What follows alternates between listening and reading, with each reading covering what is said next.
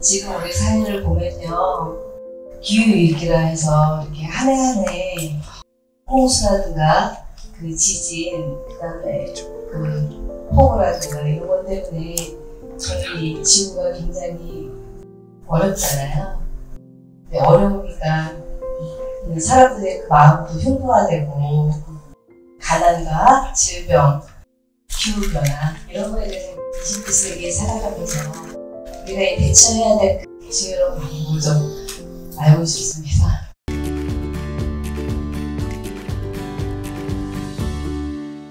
질문하신 대로 한 해 한 해 이렇게 작년 다르고 또 올해 다르죠. 특히 이렇게 현상적으로 인간이 어찌할 수 없는 영역에서 이 선을 넘는, 도를 넘는 현상들이 나타나게 되면은 인간이 느끼는 공포심과 불안함은요, 사람한테서 느끼는 거에 거의 한 7배에서 10배 가까이 높다고 합니다. 우리가 이제 인간관계를 하다 보면 참 사람 무섭다 하면서 이렇게 공포심이 느껴질 때가 있거든요.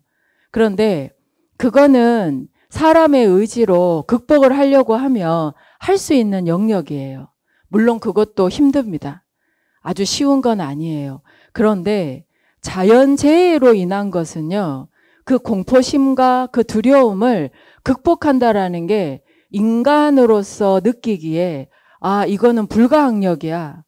이건 내가 극복할 수 있는 영역이 아니야 라고 이 뇌에서 판단이 되기 때문에 자연재해 앞에서 느끼는 두려움과 공포는 엄청난 거죠.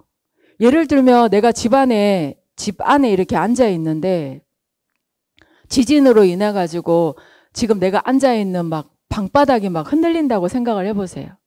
흔들리면서 가재 도구들이 막 떨어지고 아니면은 뭐 의자가 엎어진다거나 그릇들이 쏟아져 내린다거나 그 현상을 한번 딱 겪고 나면 그 순간에는 정말로 그 어디에도 의지할 데가 없는 거예요. 어디에서도 안전한 데라고는 없는 거예요. 집안도 안전하지 않아. 집 밖도 안전하지 않아. 그 안전한 데를 찾아가지고 거할 데가 없는 거예요. 이렇게 자연의 재해가 가져다 주는 공포스러움과 두려움은요, 인간이 주는 거하고는 비교할 수 없는 것입니다. 자연을 보호해야 된다고, 더 이상 훼손시키면 안 된다라고 합니다. 자연 앞에 인간이 어떤 마음가짐을 가질 건가, 그게 저는 해결점이라고 생각을 합니다. 여기서 밖에서의 두려움은요, 밖에서 극복할 수가 없습니다. 안으로 들어가야 됩니다. 근데 그 안이라는 게 집안이 아니라 자신의 내면으로 향하는 길이 나야 합니다. 내면에 대한 의식이 없으면 계속 아마 더 심해질 겁니다. 자연의 재해는 더 심해질 거고요. 그리고 인간의 정서는 뭐 가장 최근에 보면 막 무차별하게 그런 횡포가 인간이 인간에게 가해지고 있습니다. 묻지마 폭행이라고 하죠. 그 한 사람의 정서가 문제일까요? 저는 아니라고 생각합니다. 모든 인간은요, 모든 생명은요, 다 연결되어 있습니다. 이 인류의 역사를 계속 거슬러 올라가면요, 정말 한 아버지이고 한 어머니였을 거예요. 그 정말로 끝까지 이 인류의 시초까지 쫙 올라가면 종교가 생기기 이전에, 민족이라는 게 갈라지기 이전에, 남녀가 구분되어지고 뭐 경제적으로 있는 자와 없는 자가 나눠지기 이전에 한 아버지와 한 어머니까지 쫙 올라가면 정말로 하나예요. 지구촌이라고 하죠. 이러한 하나된 의식이 인간의 의식 속에서 다시 회복이 되어야 합니다.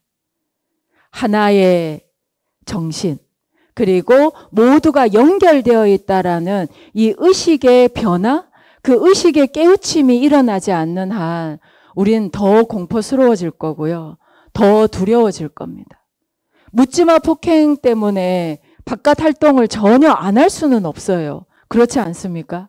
생업이라는 게 있고 인간관계라는 게 있고 삶을 살아가야 되는데 어떻게 바깥 활동을 완전히 자제할 수 있겠습니까? 지혜의 길이 안으로 이렇게 났을 때 이러한 사회적 현상에 대해서 내가 바라보는 새로운 눈이 떠질 거고요. 그리고 그 해결 방안을 혼자서는 고민이 안 되죠. 근데 이걸 정말 모두가 이렇게 한마음 한뜻으로 그 해결책을 찾아 나가고 만들어 나갈 수 있을 것입니다. 제가 미국에 있는 어떤 단체로부터 동양의 지혜라는 제목으로 강연을 해줬으면 좋겠다라고 요청을 받았는데, 동양에서는 어떤 지혜로 지금 이 지구촌의 자연재해와 인성의 상실에 대해서 헤쳐나가시려고 하십니까? 이제 이걸 질문을 받은 거죠.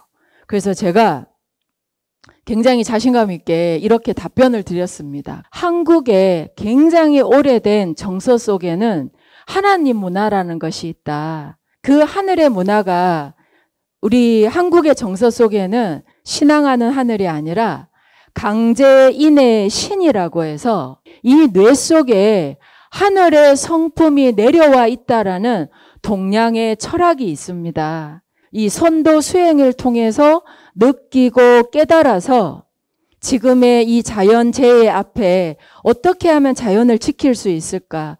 인간성이 상실해가는 이 시대에 어떻게 우리가 하나로 연결되어 있는 생명체임을, 공동체임을 이렇게 깨우치게 할 수 있을까를 나는 실천하고 전하고 있는 사람입니다.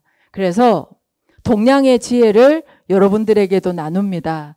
여러분들도 신앙하는 하느님이 아니라 내 안에 사람에게 내재되어 있는 그 하늘의 성품을 깨워서 정말 본래의 인성도 회복하고 그리고 이 지구의 자연도 회복하는데 함께 힘씁시다라는 주제로 강연을 했는데요. 정말 그분에서는 굉장히 좀 충격적인 내용이었어요.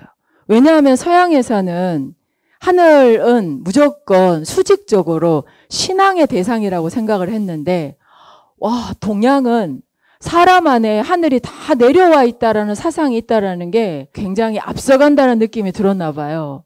훌륭하다고. 어메이징하다고. 예. 와, 대단하다고.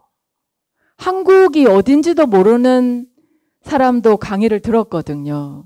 그 이후에 막 문의가 오는 거예요. 그러면 하늘이 내려와 있다라는 거 어떻게 느끼고 만날 수 있냐고 진지하시더라고요. 내 안에 하늘이 내려와 계시기 때문에 그 내면으로 자신의 관심을 돌리는 거, 자기 자신에 대해서 관심을 조금 더 가지는 거, 그것이요. 네. 이 상황 앞에 왜 이 지구를 보호해야 되고 살려야 되는지, 그리고 왜 인성을 회복시켜야 되는지를 자신의 내면에서 저는 찾을 수 있다고 생각을 합니다. 여러분들도 우리 선도 수행을 또 하시게 된다면 자기 안에 새로운 하늘을 만나게 될 것이고요. 그 만남 속에서 분명히 새롭게 느끼고 깨닫는 부분이 있을 겁니다. 길은 안으로 나야 합니다. 바깥에는 길이 막 너무 많아요. 수천 수만례의 길이 있어요. 근데 자신의 내면을 향하는 길은요, 딱 하나밖에 없습니다. 진짜 나를 만나는 길은요, only one이에요. 하나의 길만 있습니다. 그래서 여러분들이 내가 나를 진짜 만나봐야 되겠다라고 마음 먹고 선택만 하시면요, 그 길을 만나게 될 것이고 그 길로 곧장 들어가서 진정한 자아를 느끼고 만나게 될 겁니다. 갈등하고 고민하고 있다라는 건 아직 의식이 밖에 있다라는 거예요. 그런데 자신의 내면을 향하면요, 그 모든 수천 수만례의 길은 사라집니다. 그리고 오로지 단 하나의 길만이 보이고 느껴지게 될 거예요. 혹시 제 대답이 조금 어려웠다면 예, 여러분들 수행하시면서 또 곱씹을 수 있는 거리가 생겼다라고 생각하시고 또 여러분들을 이렇게 받아들여 주시면 좋겠습니다. 혹시 대답이 됐을까요? 네, 감사합니다. 네.